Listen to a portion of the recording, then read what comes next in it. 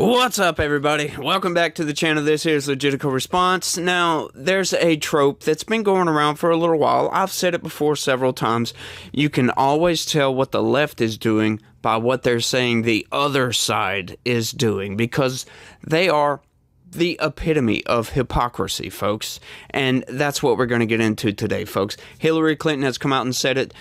You know, what's funny to me is they're constantly trying to project. That's what they're doing. They're projecting their own values and their own misdeeds, I guess you could say, onto Donald Trump, right? They're like the new one recently is, he wants to get rid of the Constitution.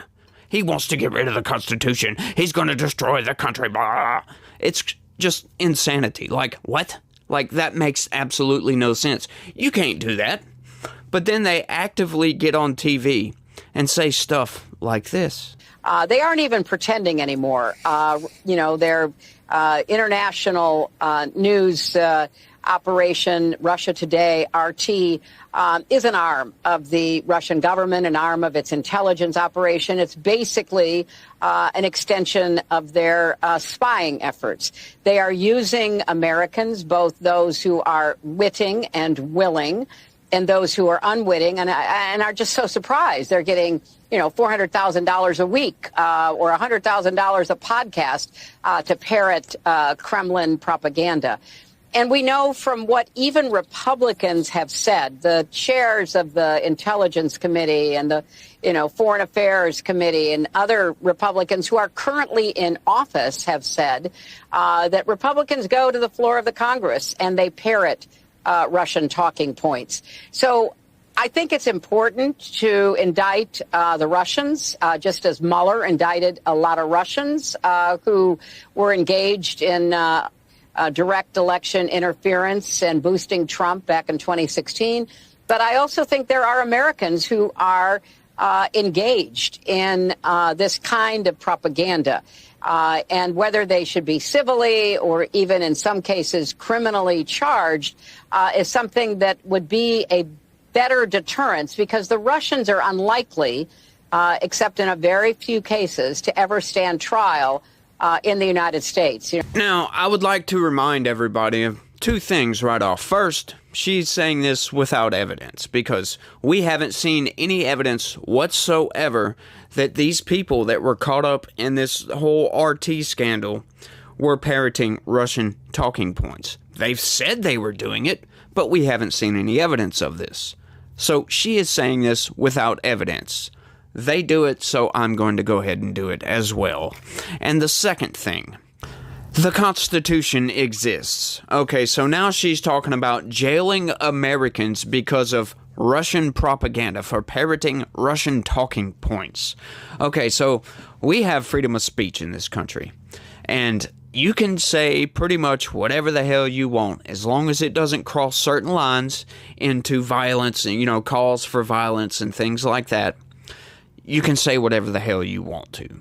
Now, where the hell do they get off saying that, hey, let's find these people? Who determines what is Russian propaganda, by the way? I would love to know this, because, me being vehemently against the United States being involved in the Ukraine war, now they could come out easily and say, he's just parroting Russian talking points there. No, I have nothing to do with Russia. I think Russia is, Putin himself is an evil dictator. He's a scumbag. Don't like him. He shouldn't have invaded Ukraine. And I'm right there with you on that. He shouldn't have done it. But who are we to kick him out? We're not involved. Once again, I always say it, it's like, what do you do in a situation, right? You see two people fist fighting.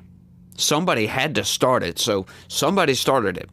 Do you go over there and, you see the person that started it, so you go over to this fight and you jump in to help the person that's just defending themselves? Do you go and help them and fight with them? Or do you go and cheer them on and say, go, we got your back? No, you don't do that. You try to break up the fight. At the very least, you call the cops so you can have the authorities break up the fight. You don't jump in and start helping. So we should not be involved in this whatsoever. That has nothing to do with parroting Russian talking points. I've been called a Russian propagandist several times in the comments section from people just retards. Outright, I'll just say that outright. Yeah, that might be mean, but those people are just idiots. They have no idea. They can't tell the difference between being pro-Russia and just anti-intervention. Obviously. It's the most ridiculous thing. Now, I would like for somebody to tell me, is that Russian propaganda? Do you think that's Russian propaganda? For me to be like, I don't think we need to be sending hundreds of billions of dollars to a very corrupt nation who is not a democracy, regardless of what the people in the corporate press tell you and the mainstream narrative machine, regardless of what they say. We're not defending their sovereignty. We're not doing any of that. We're funding the military-industrial complex. John Broker has told me this several times. Oh, most of that money's going to the military-industrial complex. Yes, I already know this. I read the news. What I want to know is, why is that money going over there when we have a $35 trillion national debt? It's insane. We're spending in a $1.7 trillion deficit annually.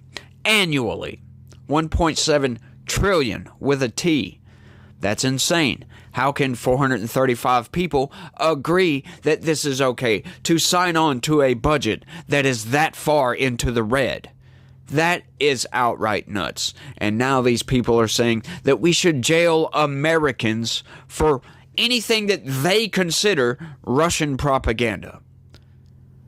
This is what they're doing to this country. But what I don't get is you'll get regular people, Democrats, will get out there and cheer this garbage on. They'll just be like, yes, go Kamala Harris. Go Hillary Clinton. 65 million Americans voted for Hillary Clinton.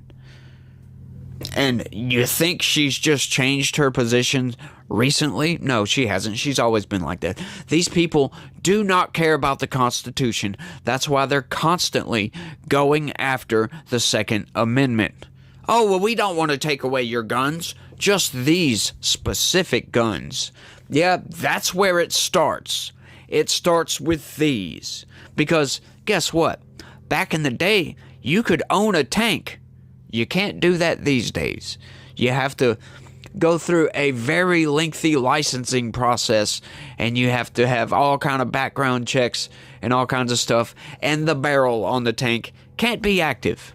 For good reason, obviously, but nevertheless, that's where it starts. It starts with taking these certain types of guns away. And then, when all the mass shootings shift away from this, but because the mass shooting problem isn't going to stop because we still have guns. They're going to go after the next most dangerous weapon. And then they're going to take that away. And then once again, it doesn't solve the problem, then they're going to come after all guns. Well, we've taken all these other guns, we might as well take these guns. That's the problem.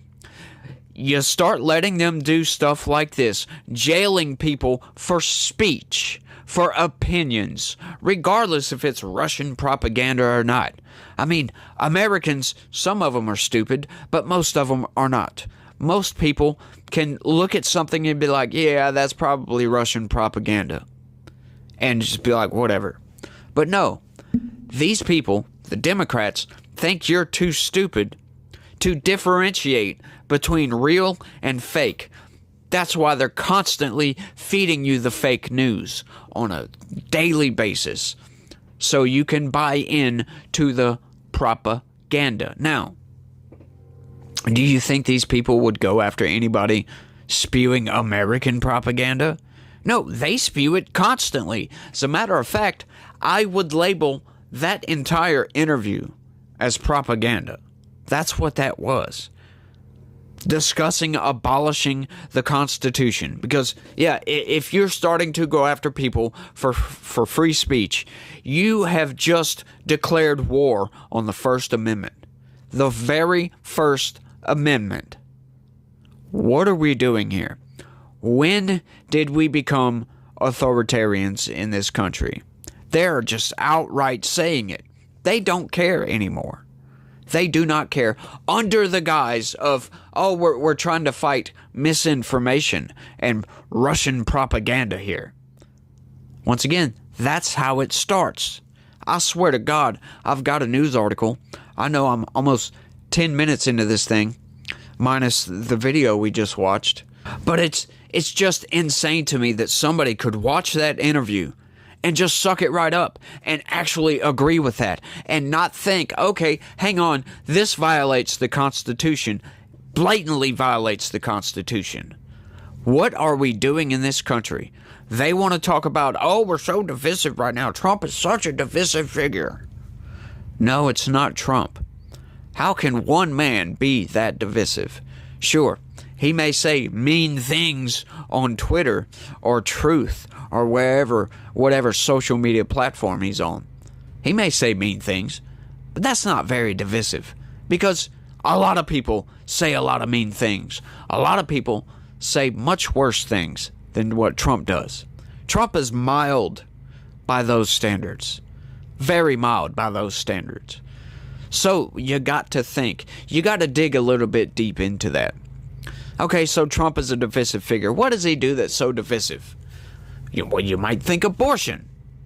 Well, no, hang on. He doesn't like abortion bans. He said he would veto a national abortion ban. And he's all for, like a 16-week thing going on here. So that's not a ban. And according to Democrats, late-term abortions never happen. So I guess they should be fine with that because, that's pretty much the first two terms right there. I think 24 weeks is the first trimester and the second trimester. So, you get a happy medium halfway through a pregnancy, something like that. So it's not abortion. So what could it be that Trump is so divisive on? Oh, he wants to close the border. Well, hang on. These people are constantly yelling and gnashing their teeth about Ukraine's territorial integrity. But he wants to close the border. So that can't be it, right? Because he's just worried about our territorial integrity. He wants to secure our border. Right? It's been said 1,000 times. If you don't have a border, you don't have a country. And that's true. You can't debunk that. That's not Russian propaganda, folks. That's not Chinese propaganda. That is a fact of life, of this world that we live in. So what else could there be that Trump is such a divisive figure over? I wonder what that could be. Because I have no idea, folks. Maybe, just maybe, you think a little bit outside the box. Maybe it's not Trump. Maybe it's these people that don't like Trump because he's not a part of the machine. He's not a part of their establishment. The same people that vote for $1.7 trillion deficit spending is the same people that are trying to tell you not to secure our borders, that we should send your hard-earned tax dollars to a corrupt nation on the other side of the world to help them secure their border. How much sense does that make? It doesn't make any. It doesn't make any sense when they come out and say, Trump's dangerous. He's a threat to democracy. How is that? When he is going to be elected through democratic means, how is he a threat to democracy? No, well, then they have to come out there and say, well, there's not going to be any more elections. Because they have to ramp up the rhetoric. It can't just be, don't vote for Trump because he's a racist. When we find out that's not true, they got to come up with something else. And it's always one-upping themselves. One after another, after another, after another. And now look where we are with Donald Trump. He's going to end the Constitution, folks. We're not going to have any more elections. He's going to be a dictator. Now, if you truly believe Trump is going to be a dictator, think about how that would be implemented there for a second. Just work with me here. Imagine the steps it would take right? He, as one man, would have to overthrow the United States military, overthrow the FBI, the CIA, all these places, because they certainly do not like Donald Trump. That's been very apparent over this past 3 years. Very apparent. So, you can't come at me talking about, oh, well, he'd have help from the FBI. He would be the commander-in-chief if he got elected. His own generals don't even like him. They lied to him, folks. I bet you didn't know that. Yeah, that's because the mainstream narrative machine didn't want you to know that he said, get our troops out of Syria. And they said, yes, sir. And then told the troops, no, stay. They lied to Donald Trump. That's right. So, what is really going on here? Let's work through those steps. I'm sorry. I'm just going ahead and smashing the news article. Screw it. I don't care anymore. I'm way too far into this to stop now. Let's smash that narrative. So, how are we going to get to Donald Trump being a dictator? How are we going to get that? Oh, you might think, well, the FBI would help him out. Yeah, right. The same FBI that raided Mar-a-Lago and placed placeholders, took classified documents out of boxes that were secured in a storage place at Mar-a-Lago, strew them all over the ground, took a picture of that, and then accidentally leaked that to the corporate press. You mean that FBI? All of that was in a bid to make Trump look bad, by the way. That same FBI is going to help Trump? No, I don't think so. I don't think so, folks. You've got to listen to what these people are telling you. Drop everything you think bad about Donald Trump and just look at evidence. Look at the facts. He wants to make America great again. And you might say, oh, well, I could never vote for Donald Trump because he is only interested in Donald Trump. He's only going to ever do anything to further himself. It's for his own ego. Hey, you might be right about that. I would probably agree with you on that, but guess what, folks? If it's for his own ego, he wants to be known as the greatest president in United States history. Now, how do you become the greatest president in United States history? Think about that, and then think about what you think about Donald Trump. Do you think he's going to do a whole bunch of underhanded crap to have the DOJ come after him, be a convicted felon? Do you think that's going to serve his ego? Do you think all these indictments are going to serve his ego? Do you think the corporate press relentlessly attacking Donald Trump is going to serve his ego? How is that going to make him look better in front of the American people? How is that going to fuel his ego if half of the country hates the guy? Answer me that. We got to use logic, folks. We've got to use a little bit of thinking skills. It's like a guy I work with. You need to be 10% smarter than whatever you're working with, right? And if you're working in politics, you need to be just a little bit smarter. And all that takes is asking a few questions, why and how, whenever you hear a claim from anybody, from the corporate press, from these places that are known to lie to us, by the way. I mean, that's something I bet you can't answer. When has the corporate press not lied to us? Right? So, Hillary Clinton, for instance, was so infatuated with going after Donald Trump and getting Donald Trump and connecting him to Russian propaganda that she went and had evidence fabricated to make Donald Trump look like a Soviet spy. Yeah, a Russian or Soviet spy. Either one doesn't matter to them. That's what she did. She used donation dollars, by the way. And then we're going to go after Trump for paying his lawyer. They're going to take a misdemeanor falsifying business records, elevate that to a felony. You don't find something a little bit suspicious about that. I find that very suspicious, and once you look into it, like once we saw that case, I was reporting on that daily for a little while, and it was one of the most insane things I think I've ever come across. And folks, I'll have to say, just a brief interruption, I don't think I've ever done this before, just talked to the camera, played a little short clip, and just talked about it. This is how insane this country is getting. This is how insane the rhetoric is getting. Donald Trump there's been 3 assassination attempts on Donald Trump at this point. One back when he was president.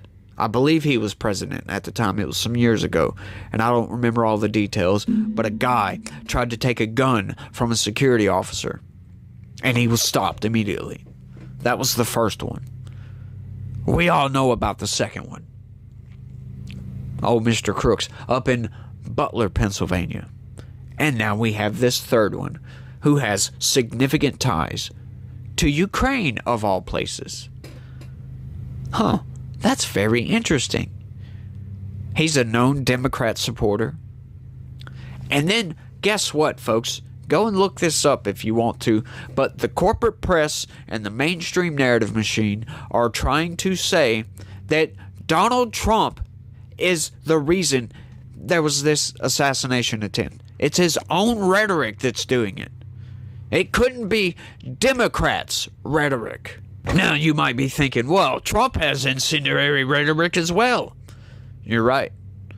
But is there anybody going after Kamala Harris, trying to assassinate Kamala Harris, or Joe Biden, or any other Democrat? No.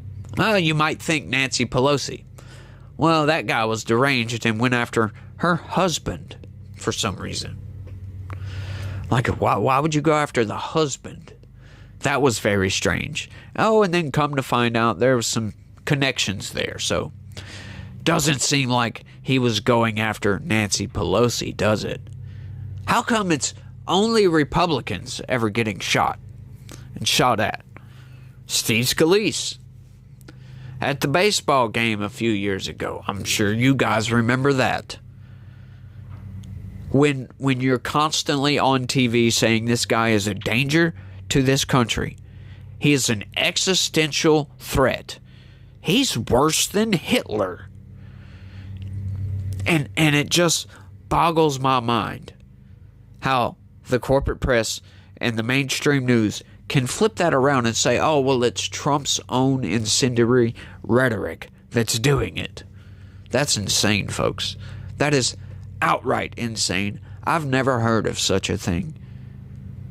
Trump's going to start talking blah, blah, blah, and somebody wants to assassinate him for stuff that he says about other politicians. Yeah, I find that hard to believe. And generally, when you find that hard to believe, there's no logical connections. It's probably not true. Now, the Democrats' rhetoric, an existential threat, a danger to this country. He's going to destroy the Constitution. He's going to rip it to shreds, even though they're the ones actually telling you that that's what they want to do. Right? Through Hillary Clinton going after Russian propagandists. It's just all rather insane to me. And I find myself in this strange place, folks, where I don't want to like Donald Trump, to be honest with you. Because he's a rich billionaire, and why would some poor guy want to like some and back a rich billionaire? I don't know. I just don't like the fact that they're going after him so hard and he hasn't freaking done anything. That pisses me off. That really pisses me off. Once again, I'll tell the story again. Shoot, it's at the end of the video. Who cares? Who's even listening anymore, right? Right? Like sure, I was just a guy. I never paid attention to politics until about a year ago. right? And then, so let's say around 2020, I kind of started paying attention to politics a little bit. And I was behind Trump, sure. Didn't vote for him. But I was, yeah, go Trump, whatever. Yay. And then all this crap started coming down about Trump. And I'm like, holy crap, man. All these indictments started coming out. And it was the documents case that came out. And I'm like, hang on. Doesn't presidents have the power to declassify pretty much anything they want to? For God's sakes, they could tell us if aliens exist. And they just haven't done it. Can't they do that? And I was just curious about that. Like, why are they going after him about classified documents of all things? All right, so I went and looked that up. Sure enough, yeah, presidents can declassify anything. So that made no sense to me. Made no sense to me. So I started looking into it. And I was like, oh, okay, I see what's going on here. They're just going after the guy. Sure, there was a legitimate claim over some of the documents, apparently. But to have the FBI raid the guy's house? Yeah, no. The way they're indicting him? There was an espionage charge in there. Yeah, it's not there anymore. That case is gone. But I just thought that was insane. So I thought, hang on. If this is just such insanity going on here, what about all these other cases? And then come to find out, the documents case was the only one that had a shred of legitimacy to it. And that's when I started really, really digging into the politics. It was after that when I started a YouTube channel. And I started reading the news. And folks, once I started reading the news, my mind was absolutely blown. I was blown away by the manipulation of the corporate press. Just the way they phrase everything. Going and fact-checking these people and finding out, hang on, they lied about this, about this, about this, about all kinds of garbage. They manipulate these entire stories. And they have no problems doing so. They do it every single freaking day. And that blows my mind. And that's why I'm here. That is why I'm here. But I think I've rambled on for long enough on this one. I don't know. Y'all tell me if I've rambled on for long enough on this one. But I want y'all to let me know what y'all think about all this down in the comments section. I just had to get that off of my chest because, I did have a news article, but it was basically covering the same thing. So I just talked instead of read. That's all I did. But y'all let me know what y'all think. That's all I got for this one. I want to thank everybody for watching. Y'all try to have a good day. Stay legitical. Peace.